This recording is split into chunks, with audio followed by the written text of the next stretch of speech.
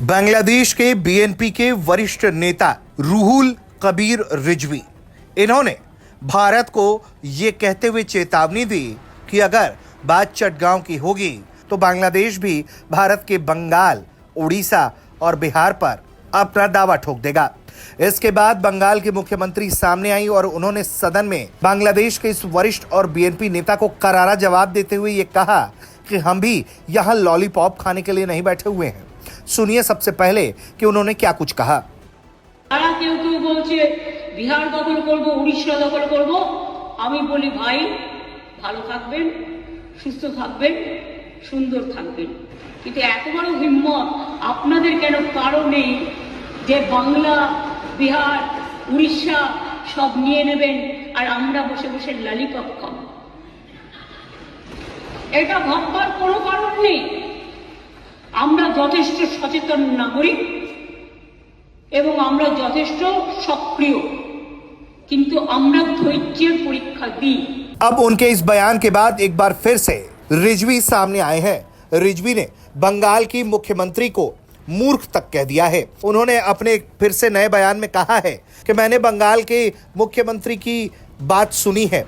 उन्होंने कहा पश्चिम बंगाल के मुख्यमंत्री ने मेरी टिप्पणी को बुरा मान लिया, वो नाराज है। उन्होंने कहा कि अगर बांग्लादेश बंगाल पर कब्जा करने आता है तो वो लॉलीपॉप का आनंद लेते हुए बेकार नहीं बैठेंगी। तो अब मैं उसे बता दूं कि अगर भारत चटगांव पर नजर डालने की हिम्मत करता है तो हम भी आंवले का आनंद लेते हुए बेकार नहीं बैठेंगे। हम ममता बनर्जी को एक धर्मनिरपेक्ष मानवीय व्यक्ति के रूप में जानते थे, लेकिन अब हम जानते हैं कि उनमें भी हिंदुत्व की झलक छिपी हुई है। जब उन्होंने कहा कि संयुक्त राष्ट्र शांति सेना को बांग्लादेश भेजा जाना चाहिए, आप दूसरे देश के लिए कुछ कैसे कह सकते हैं?